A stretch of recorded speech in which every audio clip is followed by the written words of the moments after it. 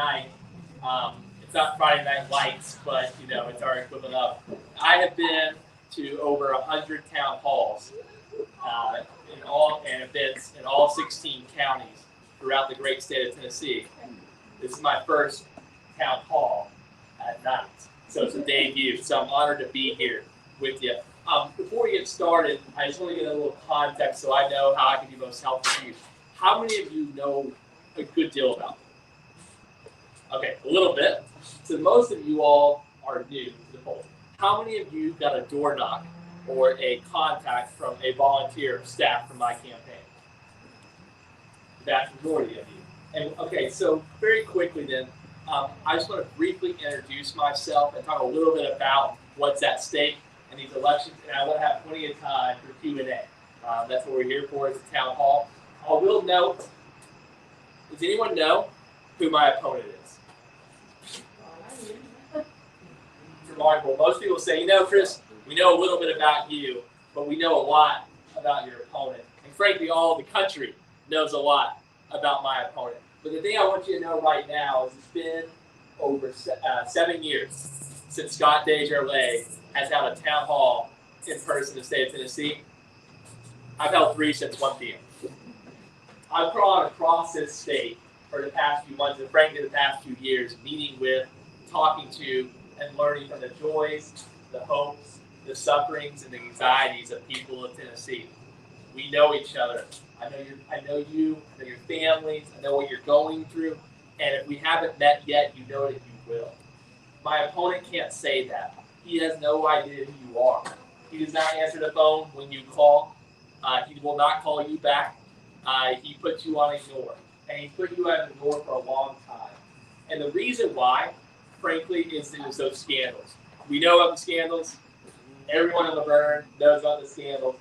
Those scandals are important, but what the most important part of those scandals are? Is it rendered him ineffective to lead. He hid.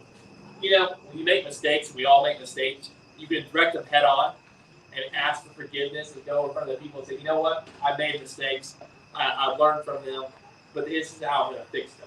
He made a choice. He said, I'm a Republican. This district is more red, ruby red, than any other district in this country.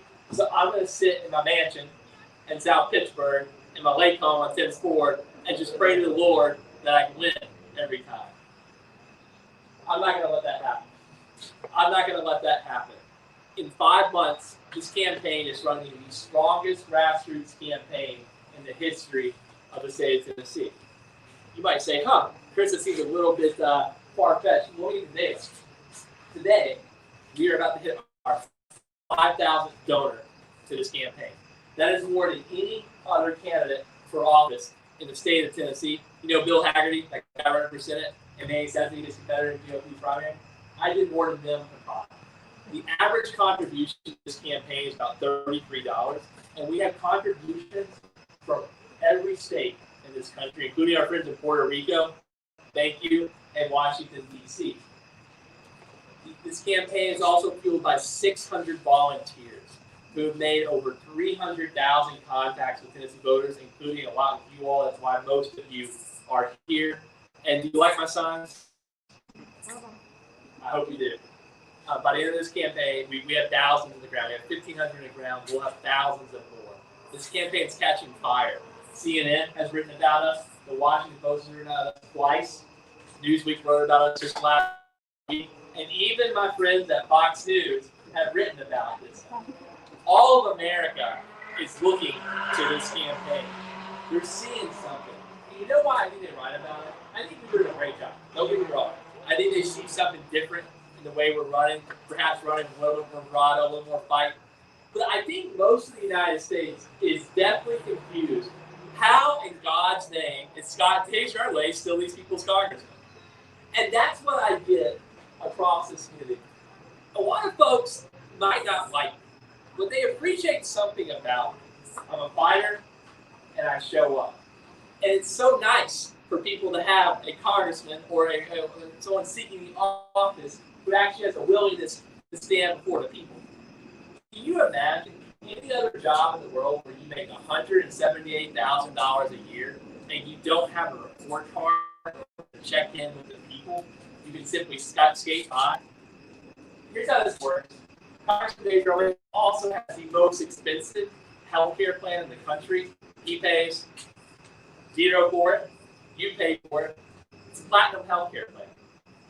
I'm going to tell you something. You remember the governor shut down hospitals and doctors for non-elective surgeries. Remember that? But Scott Desjardins decided during the middle of this pandemic to get a non-elective surgery. And because of that, he believed the state to get it.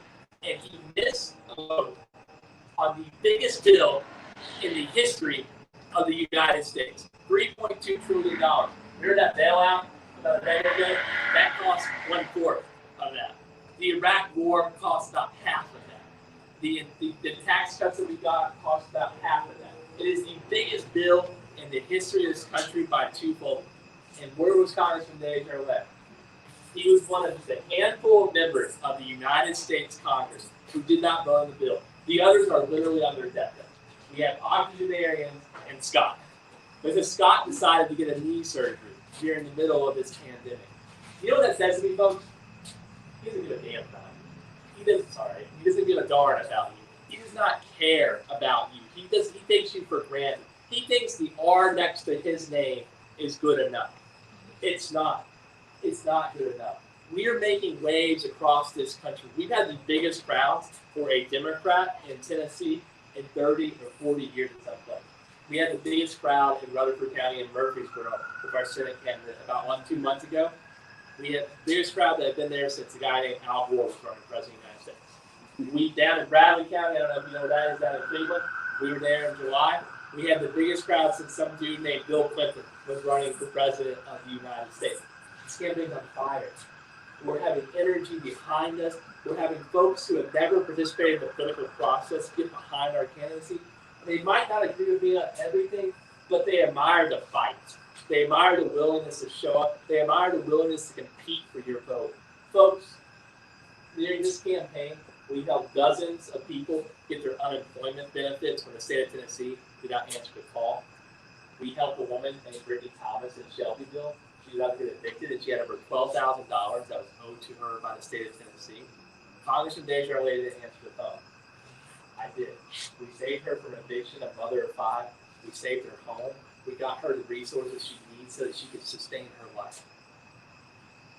I've helped PPP small business owners get PPP loans, and the congressman did not answer his phone. I've helped folks get access to the benefits they need from this federal government. I'm doing this as a citizen. Imagine what I can do as your congressman. So tonight I want to take your questions. I hope you ask me some hard questions about my life, my history, what I stand for, who I care about, what the policies I'll pursue. But I'm humbly coming before you tonight, and I'm asking you for 3 things, if you might. We have over 5,000 contributors to this campaign. They've averaged donations about $33. These donations help fuel the strongest grassroots campaign in Tennessee's history. They help get us signs. They help get us door knockers. They help get us mail. They help get us on TV so you can have my smiling face making my message for you. They help us get our message out to the people. They're helping us win this election. So, I'm asking right now, do you believe in good jobs? Do you believe in living wages? Do you want health care? Do you want hospitals in your community? Do you want a congressman that shows up? Do you want someone who's in the fight with you? If you do, will someone right now agree to be a donor to this campaign? To join the $32 donations to this campaign? Is anyone in? Yes. Thank you. Thank you so much. I appreciate that. Thank you. My staff will come by, and you can give me a card. You can give me a check. You can give me a cash.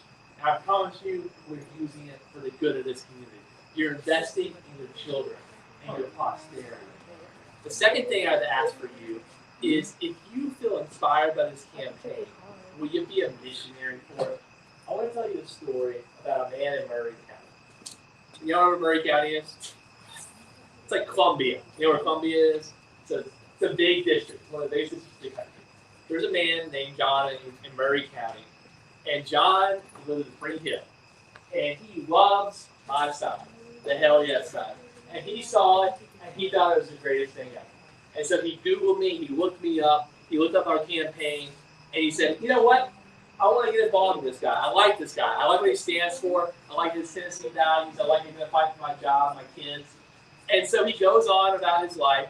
And then 3 weeks later in church, he finds out the worst news he's found out all summer.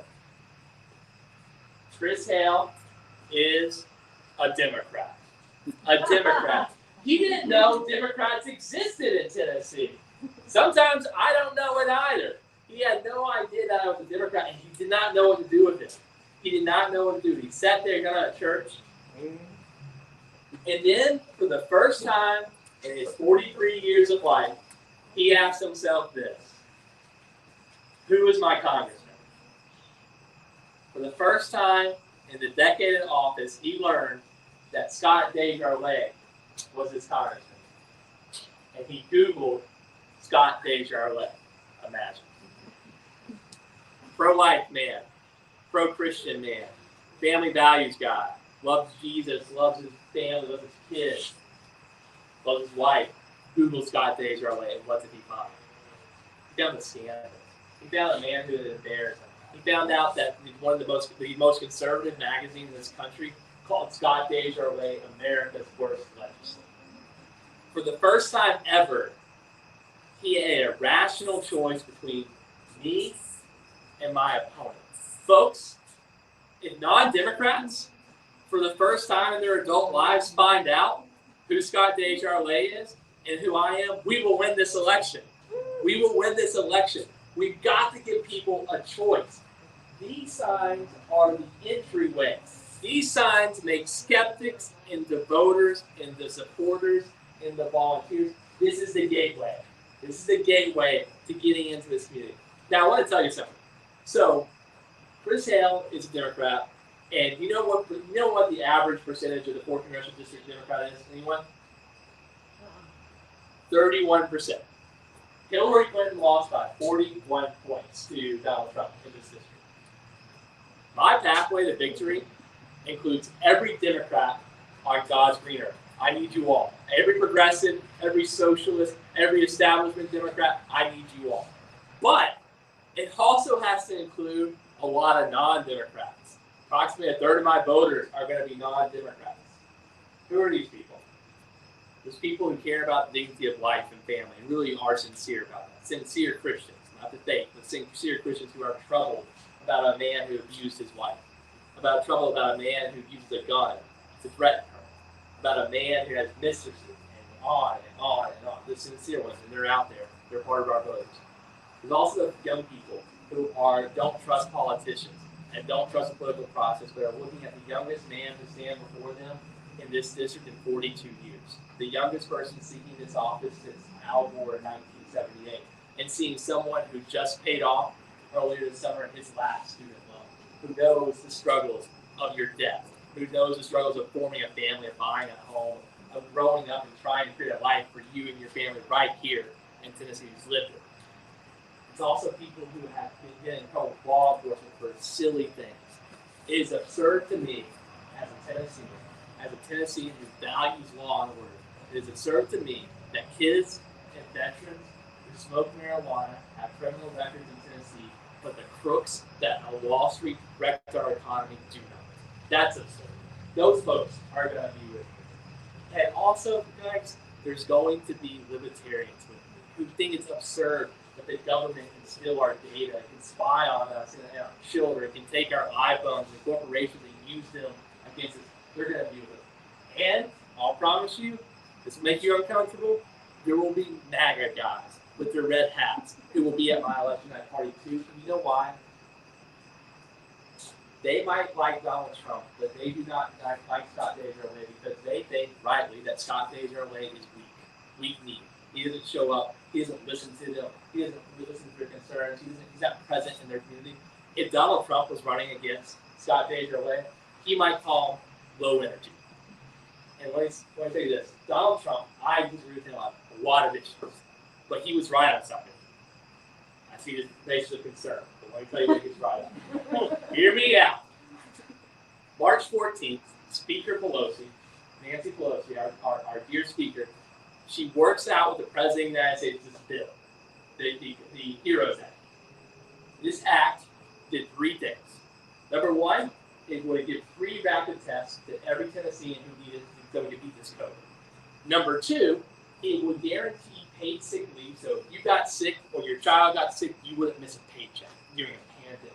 And the third thing is it creates tax stimulus that became the small business loan, the PPP loan that saved Rutherford County, that saved businesses, dozens of businesses right across the road. Scott Desjardins disagreed with Nancy Pelosi and Donald Trump. This bill that passed was 93% of votes. He was one of the turds that voted against it. Can I call him that? Yeah. So, Mr. President was upset because of this bill with Pelosi. So, Mr. President goes to the Twitter machine and he types out that the men who opposed this bill were third-rate stooges. I'm with President Trump. Scott Desjardins is a third-rate stooge. He absolutely is. He lets us down time and again. But folks, we got to get people into this community by telling them who I am and what I'll stand for, and then get them for the first time to compare me with their opponents. So do you like the Hell Yes signs? Do you enjoy them? Will you help me put them up in Laverne? Will you raise your hand if you will take a sign today? Thank you, thank you, thank you, thank you, thank you. This is like I feel like I'm like a preacher, get fired up in the Holy Spirit here. The only thing we ask is we need your, I'm going to make fun of Carson, my campaign manager. He's like a data geek, and he always yells at me that we got to know where our stuff is. We see your address. I promise you we won't spam you. We just need to know where our property is. And you know what? People say to me, Chris Hale, I'm not going to take your sign because it's going to get stolen. They steal my signs all the time. Here's my response. I don't care. We got more. We got more signs. In rural Tennessee, a lot of the Proud Boys, you know what a Proud Boy is? Unfortunately, right? Okay, folks, I'm running against the Proud Boys. If you think of the bullies you knew in high school and middle school and grade school, that they still exist in your neighborhood today, they hate me. Because I call them on their BS, and I don't back down, and I stand up there. They take a sign, I get more donations, I give them more signs. But one supporter, and I do not condone this for the people at home, one supporter in Decatur, Tennessee, which is way out in East Tennessee in Meigs County, they took it to the next level. They were sick and tired of their beautiful Hell Yes yard sign being stolen, so they put a mousetrap on it. 2 weeks ago, after dinner, they put the mousetrap in, they go to bed.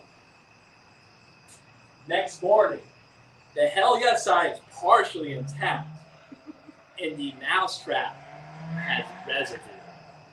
So people go to extreme measures to protect these signs, but you don't have to do that because we got more.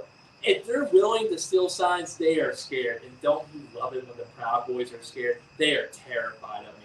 They know that their old way of working, their old power structures are done, and they're facing someone who's going to stand up to them and beat them, and beat all they stand for. I am running against the Proud Boys that have had way too much power in rural Tennessee and Tennessee for a long time. So thank you for taking this side. And then the third thing, and this is always the hardest, but I'm going to pitch you on it. Now, there's some folks in here who might never, ever want to use a computer until they go to the grave. I get that. And there's some folks like me, like millennials, we don't like calling. I get a phone call from my mother, and I'm terrified. I just text her. And I only like blue. I like the green. That means that you got the Android. I'm an iPhone user. I apologize. I like texting. Well, we have a volunteer-based system where if you like calling, you call. If you're like me and you're not good at the whole, having conversation on the phone, you can text. If there is some way you can help this campaign in another way, we're open-minded. We have a system that is built to your strengths. I have 600 volunteers that have made 300,000 contacts with Tennessee. That is more than any campaign in the state of Tennessee by a margin of probably 3 or 4 to 1. But I need your help. Folks, I'm from Rutherford County, but I'm from Murfreesboro. I don't live in Laverne. I don't pretend to have roots in Laverne. I played baseball in Laverne, but I'm not going to be the best salesman for Chris Hale in Laverne. You are. You are. If you believe in me, you can convince your neighbors to believe in me too. And we have two ways of doing this. Number one, we can get you, if you're not comfortable, talking to folks to persuade them, we need folks that everything that tells us in the system that there probably should be with us, we just need to make sure. And what that means is, if I find out Cindy is with me in Laverne, I don't have to use your money that you've given me, the resources that we raised, and send her a mail. I know she's good. I can spend my money and our resources on folks that we don't have as a full deal. Does it make sense? So when we identify who's with us, we can spend our resources wisely to find out who's not with us. However, for some of you more persuasive folks, I need you to be my validator. I need you to say, Chris Hale is different. He's not the same as the same old that comes around here. He's different. And you know what, sir? You've never met Scott Desjardins. This is the first time you've ever heard his name. Maybe you should Google him and then decide if you're with Chris Hale or not. So, folks, I just ask you to test the waters a little. 600 people have volunteered for our campaign, and I got news for you. 0 have died. 0 have died for our campaign. So you didn't die. We're still here. We're still living. So, who right now has the courage in their heart and will publicly, as my staff is watching, so I'm sworn for you later, who will volunteer 1 hour for this campaign? Give me 1 hour. Anyone. I already did, and your staff walked me through everything I needed to know about texting people. Good. Well, it's a positive experience. And man, you're in? You're in too? We'll get you in. I'm going to pitch you on it one last time when you walk out. It's the most important thing. Now, folks, here's the reality of it. This campaign is running all across the state of Tennessee. But this is the area where we should do the best.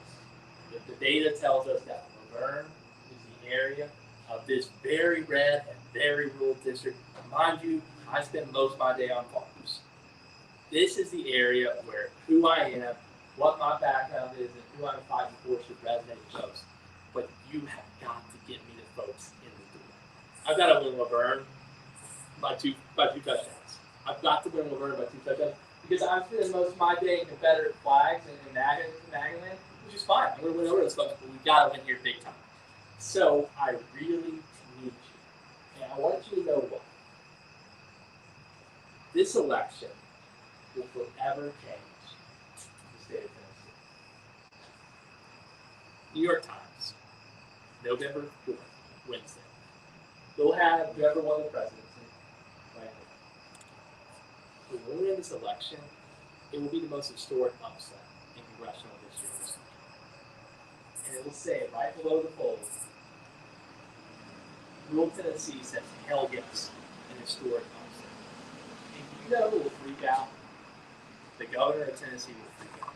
Because he knows a vote for me is a vote for health care. Medicaid will expand so quickly if I'm elected to the United States Congress, because Bill Lee's got to get reelected. We will have Medicaid expansion in January. I guarantee you if I win this election. If we win this election, I will fight to give us good jobs, living wages, health care, hospitals, but we will remake Tennessee for our children. We've gone through some tough times this year, but also some tough political times for several years. I'm who you're looking for, but I need you to help me get over the top. This is the year, if you normally give $10, please give 20. If you normally volunteer 1 hour, please volunteer 2. If you normally take one side, take 2. I need you to put in a little bit more because I won't let you down. So, I've eaten way too much in the state of Tennessee. That's how you win these elections. You go around and eat everything that's put in front of you. I've eaten barbecue, I've eaten fish, I've eaten moose, bear. I don't got a bear out there, but I've done it. But here's how I'm going to end this election. I am going to walk the 100, 200 miles across Tennessee. I'm going to walk. I need you to walk with me. I need you to stand with me and walk with me. We had a big crowd here tonight. But on the final walk that I go through Tennessee, I'll be in Laverne the night before election. You'll feel it in your bones. Right now, you're a little inkling that maybe something's a little different this time. Maybe something's a little strange this time. But as I'm walking through Laverne in these shoes that have taken me all across Tennessee and across this globe, the crowd that would gather that night would be as long as the eye would see.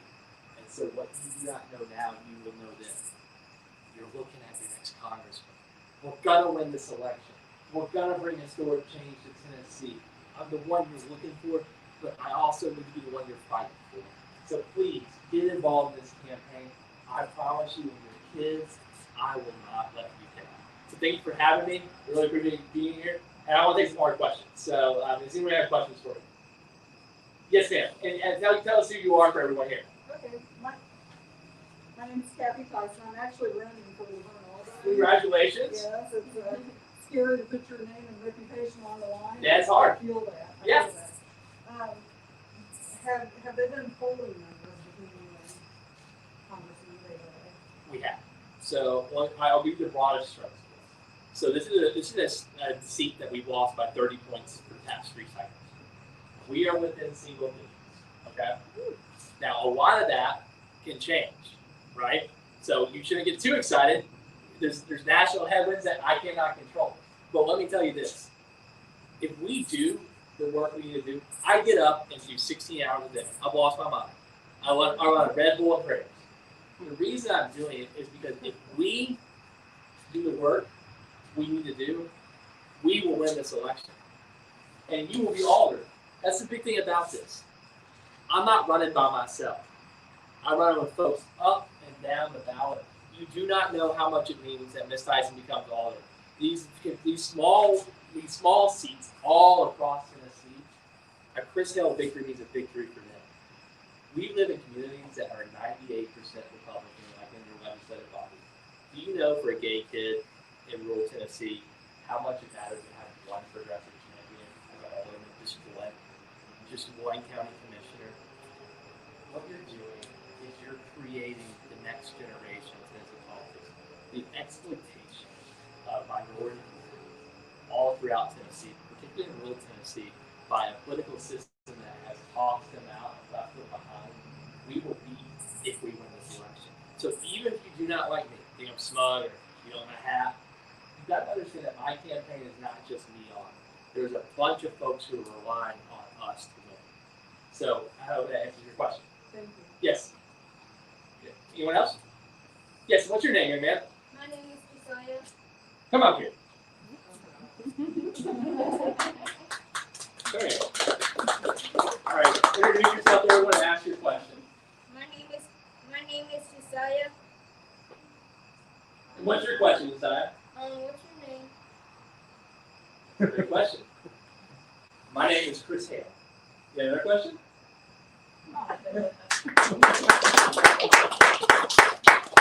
That was the best question tonight. My name is Chris Hale. I'm a Democratic nominee for the United States Congress, and I'm humbly asking for your support, for your vote, for your volunteer capacity, for your nice to meet you. I like your Superman mask. Can I have one? Where do I buy one of those? I'm Grandiva. These are my grandchildren. My mother's a grandmother, and she's watching right now. I think we're going to call her Grandiva. So that is a beautiful name. So this is the voter. And then my major concern is Tennessee doesn't have grandparents' rights. You know, I have custody of these 4 gentlemen, and I've had custody for 4 years, and I pulled them onto the foster care system, where the foster care was getting $1,000 every month, and they were mistreated in the foster care system. Sure. Visually, and I get no help. Well, and one of the things that we can do, and I have to be honest with you, a lot of what you talked about there are state issues, and I don't want to lie to you about the difference between state and federal. So, but what we can do is we can pursue policies. The Republicans imagine themselves to be pro-family. Do you know Tennessee is the most difficult state in the entire nation to adopt a child in? It's an absurdity. And there are old, as you know in the flesh, there are old constructs that do not matter and do not make it easier to be a parent in Tennessee. And what we can do is, by federal law, we can usurp and ensure, if you will, a bill of rights for parents, for foster parents, for non-traditional parents, for grandparents, so that our children can have a family that loves them. Children deserve to have familial love. They deserve that. Josiah deserves a family that the state doesn't get in front of having. You shouldn't spend your days in front of lawyers trying to get access to your children that you're caring for. So you can be the grand diva that God calls you to be in these kids' lives. So we will do anything we can. I want to make Tennessee the most adoption-friendly state in the entire country. Other questions? Yes, go for it. So during the last winter, And what's your name, sorry? I gave them. Okay, thank you. So during the 19th recession, we bailed out banks. Sure. We bailed out Wall Street. Uh-huh. This pandemic hit. A lot of people lost their jobs. So they contacted their mortgage people. And they were placed holds on a forbearance. Sure. For them. But at the end of this time, these mortgage companies are going to want, money paid in full at once. Sure. On a lot of people. A lot of people aren't going to be able to come up with, I haven't worked, for people that haven't worked. So they haven't worked in 6 months. They're not going to be able to pay you 6 months rent for 6 months if they haven't worked. And now they're going to want to come in and take their homes. We need to have something passed with a HEROES Act that says you cannot do this. You tack it on to the end of their mortgage loan. Sure. And we don't have that as a law right now. Banks say, well, we may do that for these people, but we may not. We didn't get that option with them. It was just they're taking our money to bail them out for choices that they made. These people are citizens. We didn't get a choice in this. They did not. And I think what's so interesting, what I want to highlight that's so important there, is you did not shut down this economy. The government rightly, I'm not arguing that the government rightly told you to shut down.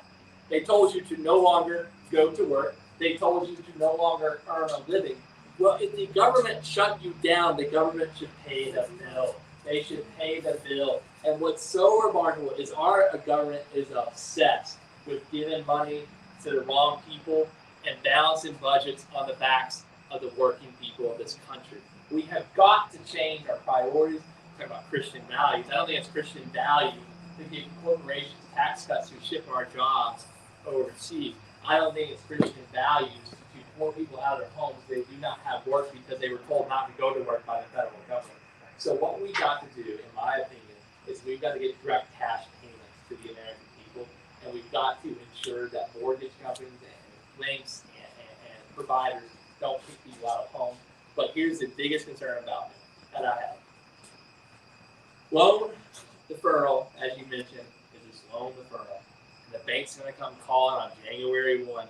The amount of foreclosure that we are living in a bubble. The amount of foreclosure is going to happen right here if we don't pass the legislation will be astronomical. What the President of the United States is doing is an election year where he's trying to keep the Titanic afloat, right? And so we are doing these stopgap measures to make us pretend like everything's okay on the 3rd of November.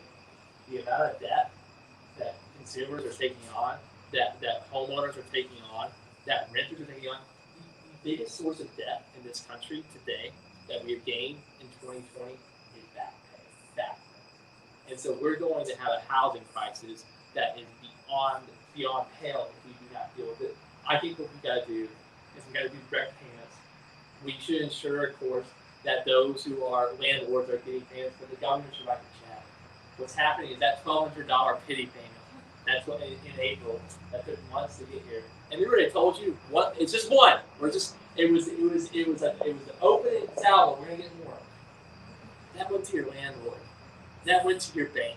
That did not go to putting food on the table, buying for the future. It was nonsense. So I'm with you. I think what we got to do is have to change priorities, and we have to ensure that cash payments are going directly to the American people, and we cannot pretend like loan deferrals or mortgage deferrals are actually relief. All they're doing is they're simply a house of cards that will explode. Thank you. Other question? I got a question. Yes, go ahead. My name is Zach. Hey, Zach. Talking about healthcare, right? What exactly? You're running out of time. My bad. No, you're great. Okay. Talking about have a great healthcare, time. like, okay.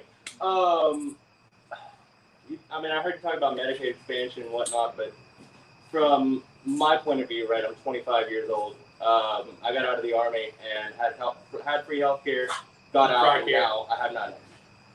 You know, I got out with a bunch of issues, knees, you know,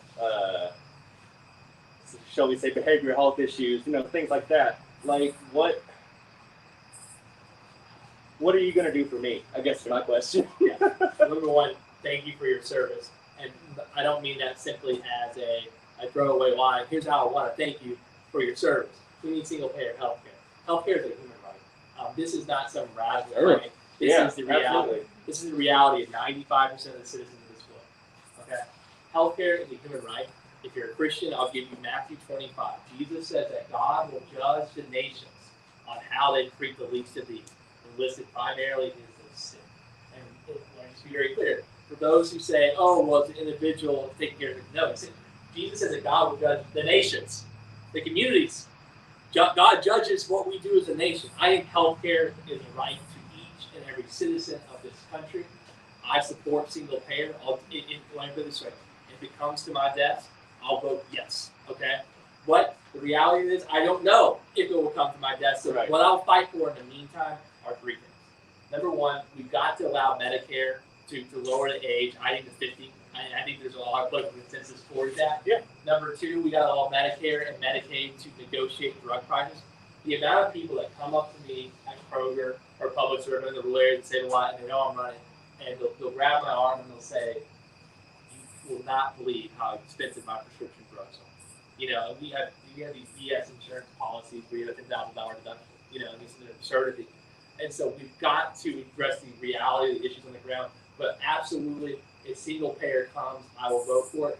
And to those listening at home, if that means I'm only a one-term congressman, thank God, because I did something right. You know, thank God I got elected and did something courageous. I know we need single payer health care. I don't know if it will come before us. We don't have a president that's forced it now. I think Joe Biden might change his mind. I think he has a finger to the wind. I really do believe that. I know the man has a finger to the wind, so let's hope it happens. But we need a pathway to single payer. We need to lower Medicare age. We need to allow Medicaid to negotiate prescription drugs. But we also need some baseline services. What's problematic about our healthcare in this country? You talk about behavioral health, and we're so shy about that.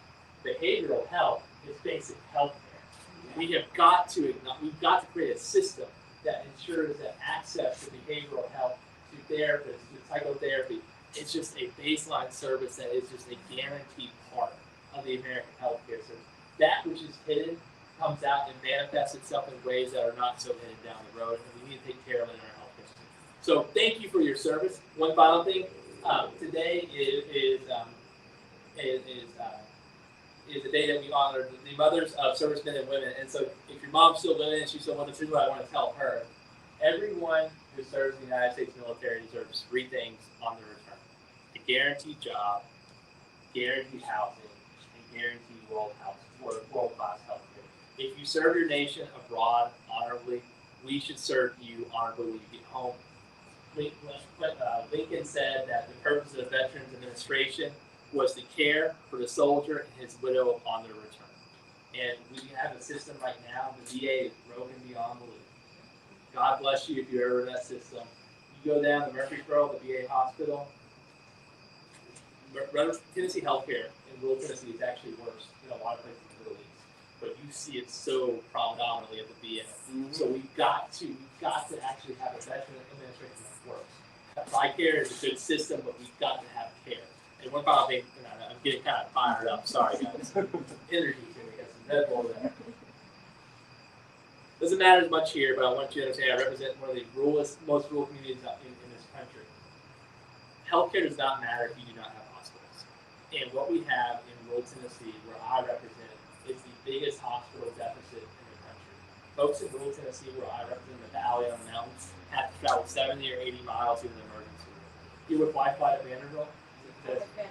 Okay, well, so Wi-Fi bills are not normally covered on Medicare, which is unimaginable. We have folks, he ain't making a lot of money, but if you get in a car wreck in Crossville, Tennessee, which is not in my district of place, okay, you have to pay a $40,000 life.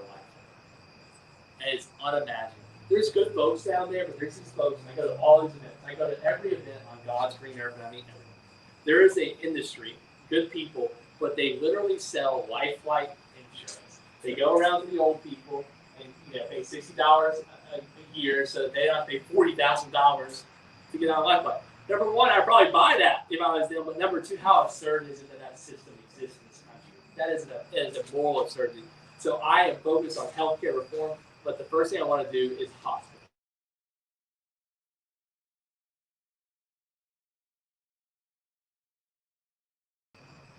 Other questions? Yes, sir. What's your name? My name is Victor Schmidt. I'm with the Carpenters. Thank you. We're out there doing a training center here. Yes, you all are. Labor. Keep going. I'm sorry. I didn't go. Anyways, I have a question regarding election security. Sure. And it's a personal thing. When I go to vote, I want to know that my vote goes to you and not in some basket, and that some Russian operative isn't diddling around with all the electronics, or the Republicans aren't throwing away whole backfuls of votes. Sure. Do you have any news about what they're doing? So I do know that the Democratic Party is doing the best they can on election security. I can't promise you the security of the elections is only a candidate for Congress, but I'm going to be honest with you, and this goes against what a lot of people are telling you. I want you to vote in person. I really do. If possible, I beg you to vote in person. It's not that I don't believe in the United States Postal Service. I'll do anything within the postal workers. I'll do anything within the system.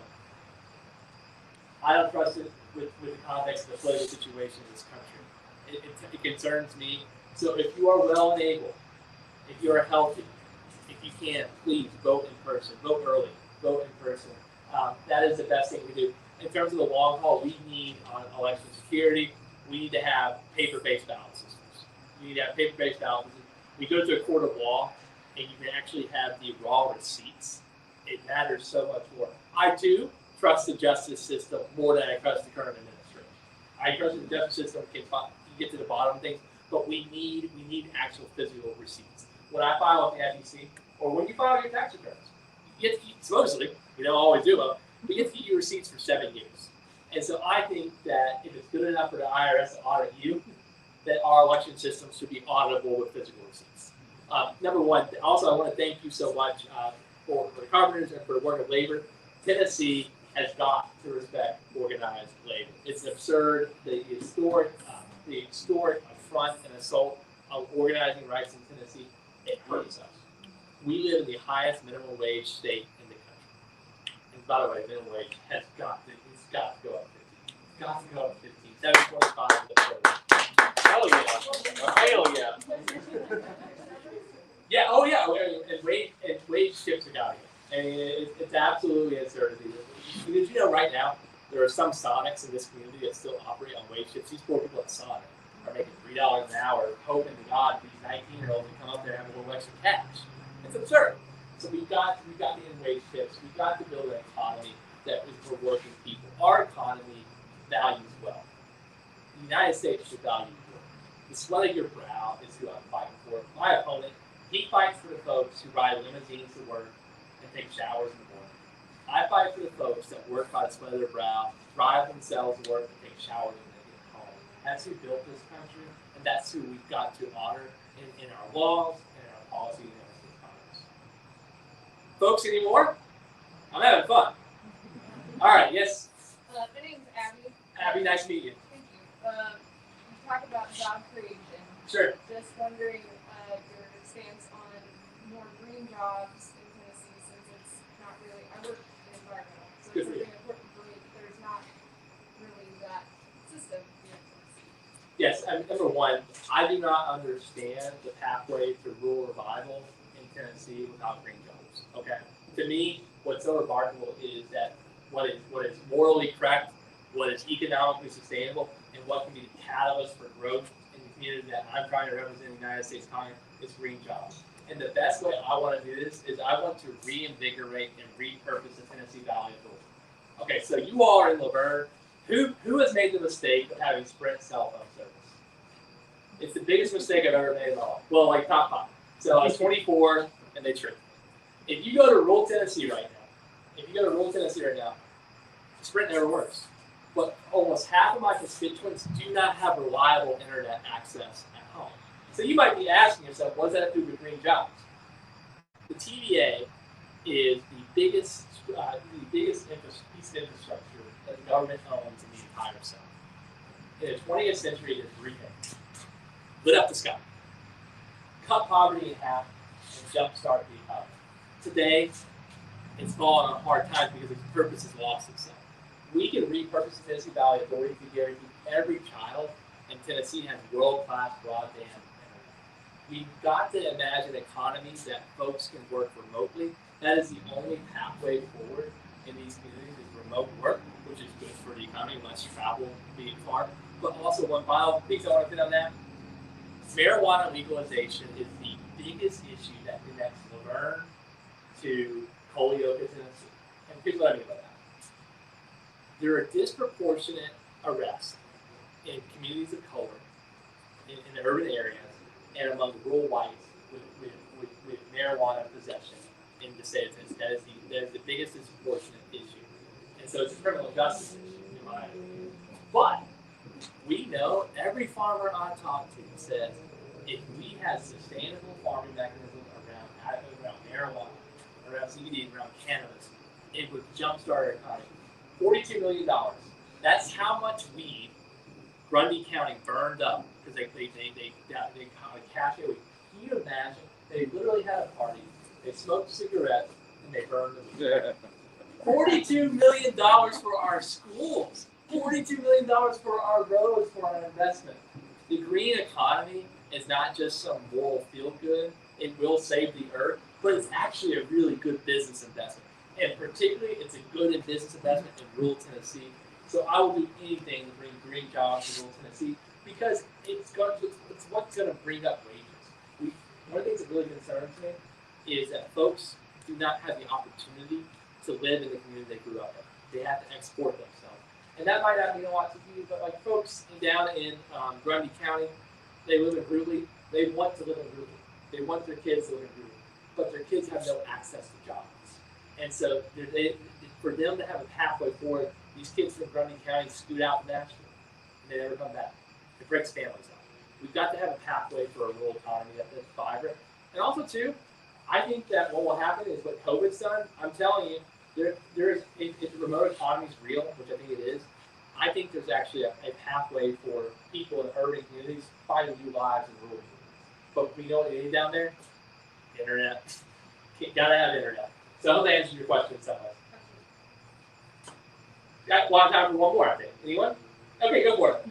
What's my name? Here, come up. Let's see it. You all want to come up? Yeah, I feel like you all are such a star key. You're the star of the show. Go for it. Okay. My name is Josiah, and You're close. never mind. Okay. You did good. Yes, ma'am. Go for it. I'm going to start calling you all the time. Is that okay? Will you get the COVID-19 vaccine and everything's available before November 3rd?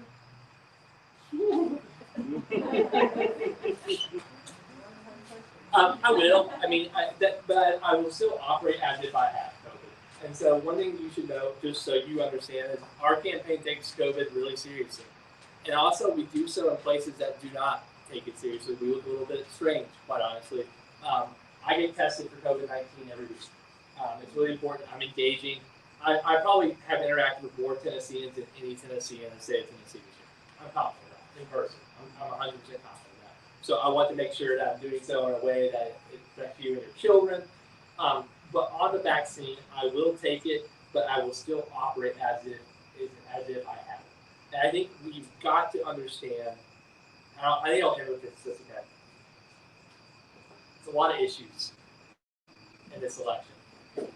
But I think if you sat where I did right now, and it was January, and you looked out, and you saw a group of people in masks, something like pretty high-tech masks too, you would know what the biggest issue is, right? This has completely changed our lives and our livelihoods. And I want you to understand this. It did not have to be this bad. They are playing baseball, full stadiums in Taiwan. Life is back to normal for a lot of the world. But because our government, because Congressman David, a doctor, mind you, still, he got recommended by the medical board. For 70 days, Congressman Deja knew This virus was coming for our lives and our livelihoods. And he didn't do anything about it. He didn't do anything about it. And after it came, he did nothing to help us. If we had tackled this issue when we should have, life would be back to normal. What was it again? Go for it.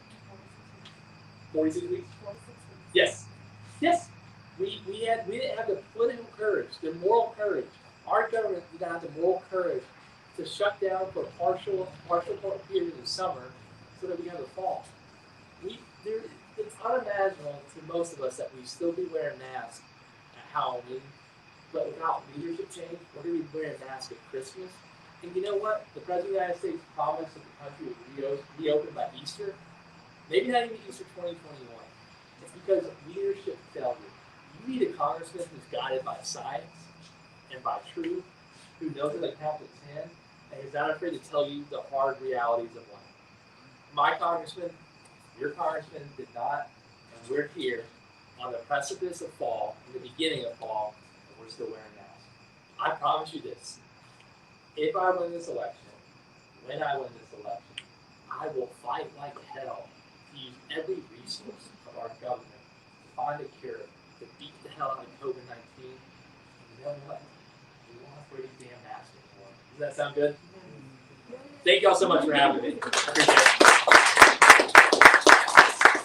And I'll come on with a question. Actually, is it okay? Can we take a photo together? Would you all be willing to come over here and take a photo? Okay, let's bring some sides for them to hold too. Yeah. One married to another. Thank you all for coming. It's really nice to meet you. I thought it was a little bit fun. Paul? Yeah, here. And let's just say big stuff.